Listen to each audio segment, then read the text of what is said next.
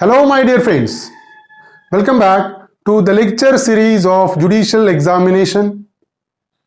Today, we will discuss section 174 to section 176 of Criminal Procedure Code 1973, which is a last part of investigation by police. तो section 174 से लेके section 176 आज के इस lecture में हम डिस्कस करने वाले हैं, जो कि इन्वेस्टिगेशन बाय पुलिस जो चैप्टर है उसका लास्ट पार्ट है।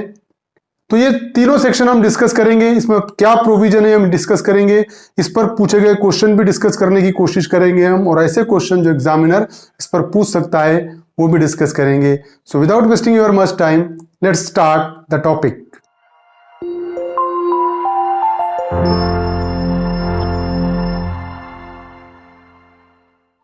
Investigation by police, section 174 to 176. So section 174 we will discuss police to inquire and report on suicide. So when the officer in charge of a police station or some other police officer specially empowered by the state government in that behalf receives information that a person has committed suicide or has been killed by another or by an animal or by machinery or by an accident. So whenever the police officer receives any information regarding the commission of suicide of any person, or if someone has killed another person, if the someone is killed by animal, the death of person occurred due to any machinery or due to an accident, if such information, if any person, if any police officer received, अगर police officer के पास किसी suicide से related अगर कोई information आती है, या किसी ने एक व्यक्ति ने दूसरे व्यक्ति को जान से मार दिया, अगर ऐसी इंफॉर्मेशन आती है, या कोई एनिमल ने किसी इंसान को मार दिया, ऐसी इंफॉर्मेशन आती है, क्या कोई मशीनरी के वजह से किसी पर्सन की डेथ हो गई या एक्सीडेंटल डेथ है, अगर इस तरीके की इंफॉर्मेशन अगर पुलिस ऑफिसर के पास आती है, or has died under circumstances raising a reasonable suspicion that some other person has committed an offense, and if any person dies under such a circumstances that any other person has committed an offense and due to which this person dies, अगर police officer को ऐसा लगता है कि किसी person की death हो गई और उसकी डेथ किसी और पर्सन ने की है, yeah, he shall immediately give intimation thereof to the nearest executive magistrate empowered to hold inquest. So after receiving such a information, such police officer is having a duty to intimate the nearest executive magistrate empowered to hold inquest immediately. समझ रहे हो क्या होगा कि जब कभी भी police officer के पास ऐसी इंफॉर्मेशन आएगी कि इसने सुसाइड किया है, उसकी डेथ हो गई या एक्सीडेंटल डेथ है, तो वो police officer immediately executive magistrate, nearest executive magistrate कि जिसको पावर है उसका इंक्वेस्ट करने का, उसका पोस्टमार्टम करने का, जिस एग्जीक्यूटिव मैजिस्ट्रेट को पावर है उसको इंटीमेट करेगा ये डेथ से related, and unless otherwise directed by any rule prescribed by the state government or by any general or special order of the district or subdivisional magistrate shall proceed to the place where the body of such deceased person is. So अगर unless otherwise directed by rule prescribed by the state government or by any general or special order of district or subdivisional magistrate shall proceed to the place, जैसा ही police officer को information मिलेगी, अगर उसको किसी state government के या sub divisional magistrate के या डिस्ट्रिक्ट मैजिस्ट्रेट के अगर कोई स्पेशल ऑर्डर नहीं है, तो उस सिचुएशन में जैसी ही रिपोर्ट मिलेगी वो क्या करेगा, जिस प्लेस पे ऐसा कुछ हुआ है वहां पर वो विजिट करेगा, and there in the presence of two or more respectable inhabitants of the neighborhood shall make an investigation and draw up a report of the apparent cause of death describing such wounds, fracture, bruises and other marks of injury as may be found on the body, and stating in what manner or by what weapon or instrument, if any, such marks appears to have been inflicted. So when the police officer visit the place, he will make a report in the presence of two more respectable inhabitants of neighborhood, and he will mention all the details regarding the wounds, regarding the fracture, regarding the bruises, regarding any kind of injury found on the body of person and the probable weapon by which such injury may be inflicted. तो police officer वहां पर visit करेगा वो place पर, वहां पर दो respectable person है उस एरिया के, उनके प्रेजेंसी में एक रिपोर्ट तैयार करेगा। वो रिपोर्ट में वो उस डेथ बॉडी को एग्जामाइन करेगा, उस पर लगे हुए जो वुंड्स है, फ्रैक्चर है या जख्म है, बॉडी पे कोई इंजुरी के मार्क है वो मेंशन करेगा और प्रोबेबली बताएगा कि ये ऐसे ऐसे मार्क है इंजुरी और ऐसे वेपन से ये हुए होंगे। बाय अपीयर्स जैसा वो देखेगा उस पे से जैसा समझा उसको कि ये इंजुरी इस वेपन से हो सकती है, ये सब मेंशन करेगा उस पर्टिकुलर रिपोर्ट में।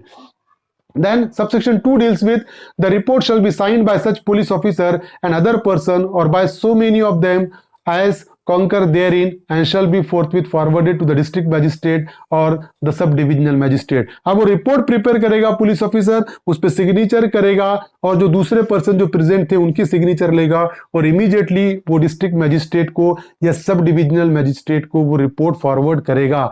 Subsection 3 deals with when the case involves suicide by a woman within 7 years of her marriage or the case relates to the death of woman within 7 years of her marriage in any circumstances raising a reasonable suspicion that some other person committed an offense in relation to such woman।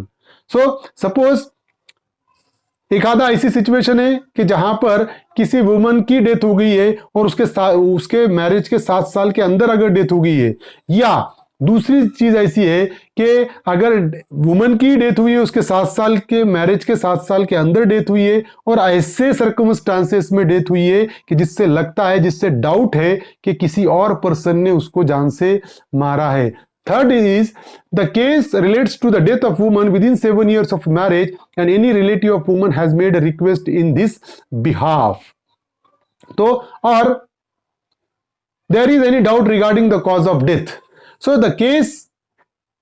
relates to the death of woman within 7 years of marriage and any relative of woman has made a request in this behalf।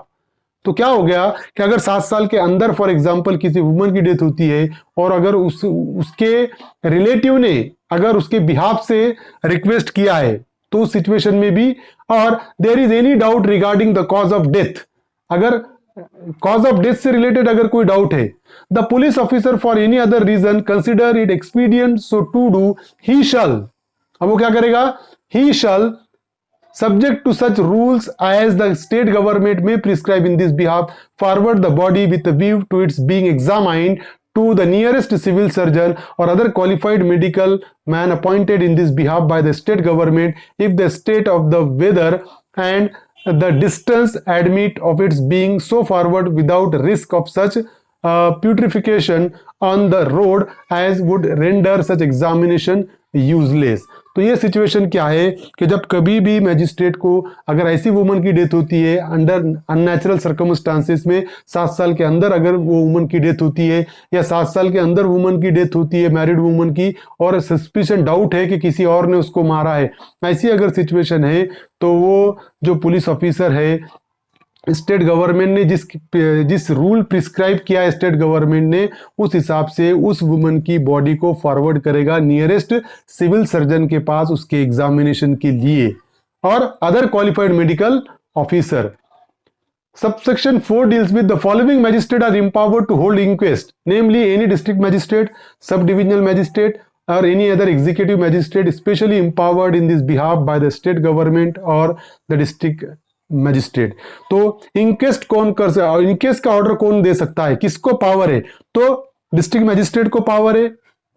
Postmortem का, दूसरा sub divisional magistrate को है और दूसरे executive magistrate जिनको state government ने या district magistrate ने स्पेशली पावर दिया है, ऐसे लोगों को वो पावर है। प्रोबेबल क्वेश्चन है सेक्शन 174 पे कि who are empowered to hold inquest under section 174 of criminal procedure code 1973, district magistrate, sub divisional magistrate, any executive magistrate, empowered district magistrate और all of these। तो हम देखें कि डिस्ट्रिक्ट मैजिस्ट्रेट को भी है, सब डिविजनल मैजिस्ट्रेट को भी है और any other executive magistrate which is empowered by district magistrate. So the correct option is all of this. तो option D is a correct one, option D यहां पर करेक्ट है। Now section 175, power to summon person। So, a police officer proceeding under section 174 may, by order in writing, summon two or more person as aforesaid for the purpose of said investigation and any other person who appears to be acquainted with the facts of the case. तो police officer क्या कर सकता है? The police officer proceeding under section 174 may order in writing summon two or more person as aforesaid for the purpose of the said investigation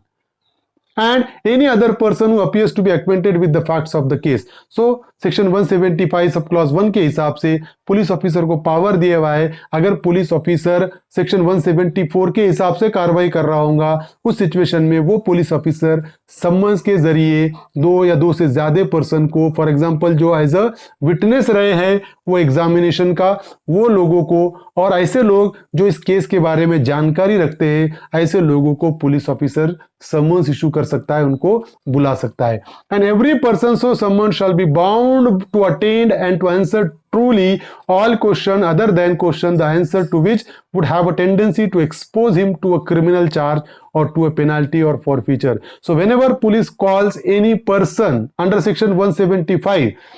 those person are bound to give answer to the question asked by the police officer. तो जब कभी भी police officer ऐसे person को जो case के बारे में जानकारी रखते हैं सेक्शन 175 में बुलाएगा, तो जो भी पुलिस ऑफिसर क्वेश्चन करेंगे उसका आंसर देना उन पर बंधनकारक रहेगा, सिवाय उन क्वेश्चन के कि जिन क्वेश्चन का आंसर देने के बाद इन पर ही क्रिमिनल लायबिलिटी आ सकती है. ऐसे क्वेश्चन को छोड़कर बाकी हर क्वेश्चन का जवाब देना बंधनकारक है उन पर्सन पर. Subsection 2 deals with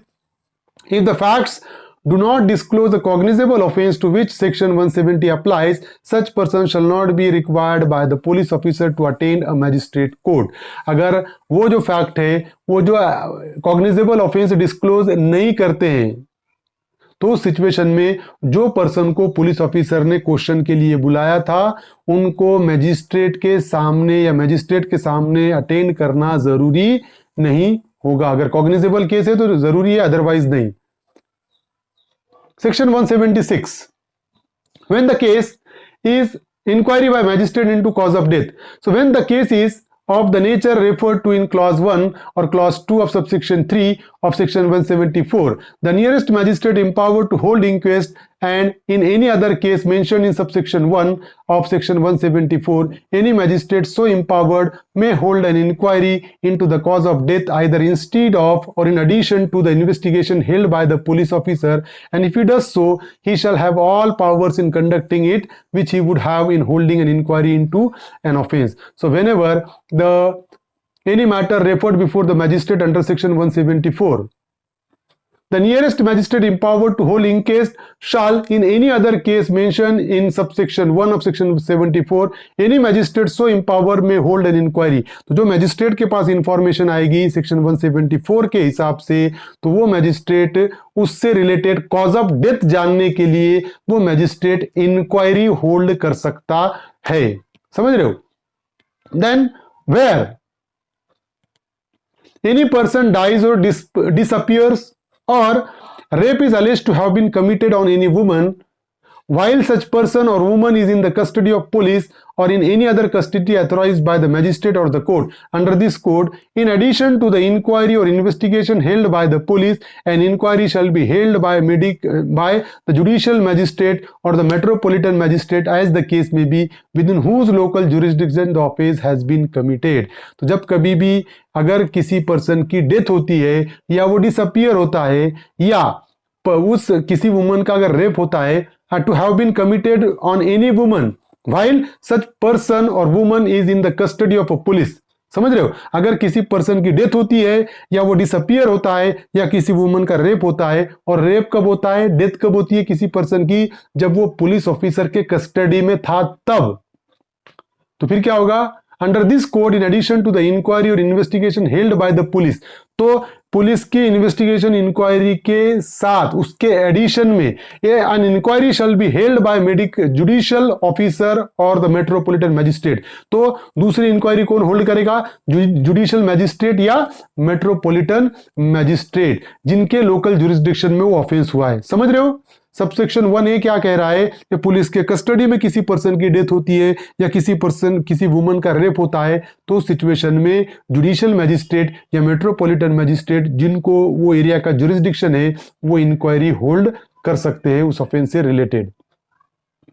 Now subsection 2, the magistrate holding such inquiry shall record the evidence taken by him in connection therewith in any manner hereinafter prescribed according to the circumstances of the case। जो भी magistrate वो inquiry hold कर रहा है वो inquiry hold के दौरान evidence भी रिकॉर्ड कर सकता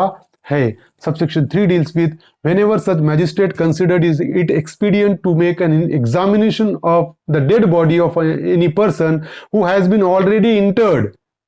in order to discover the cause of his death, the magistrate may cause the body to be disinterred and examined। अगर for example section 176 sub clause 3 ये कहता है कि सब सेक्शन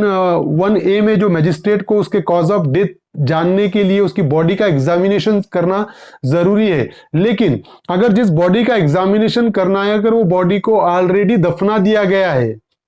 इंटर्ड किया गया है, दफना दिया गया है, तो मैजिस्ट्रेट उसको वापस उसके बॉडी को निकालने के ऑर्डर दे सकता है, डिसइंटर्ड के ऑर्डर दे सकता है, और उसको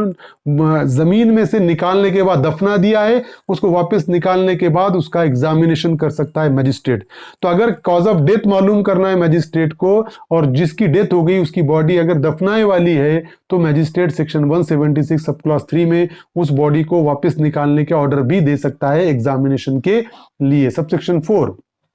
where an inquiry is to be held under this section, the magistrate shall wherever practicable inform the relatives of the deceased whose name and address are known and shall allow them to remain present at the inquiry। तो जब कभी भी magistrate इस section में inquiry held कर रहा है किसी पर्सन की डेथ से रिलेटेड, तो उस सिचुएशन में अगर वो पर्सन के रिलेटिव्स के नाम पता है इनको, तो मैजिस्ट्रेट उन रिलेटिव्स को भी नोटिस भेजेगा और उनसे कहेगा कि जब इंक्वायरी होगी तो आप रिप्रेजेंट रहो वहां पर।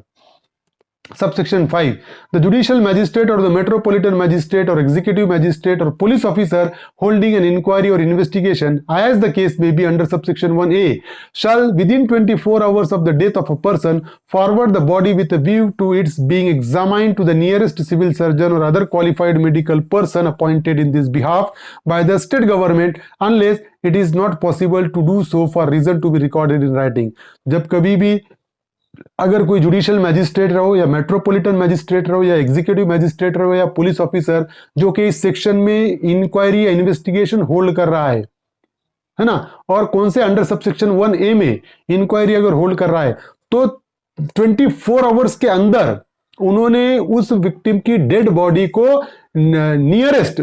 जो सिविल सर्जन है उसके पास भेजना चाहिए। अगर नियरेस्ट सिविल सर्जन नहीं है तो qualified medical person appointed in this behalf by the state government, उस पर्सन के पास भेजना चाहिए। अगर वो पॉसिबल नहीं है तो वैसे रीजन रिकॉर्ड करना चाहिए। समझ रहे हो? So these are section 174 to 176. I hope you understand this topic. If you understand this topic, please subscribe my channel, hit the notification button, hit the like button and share this video with your friends. Thank you very much.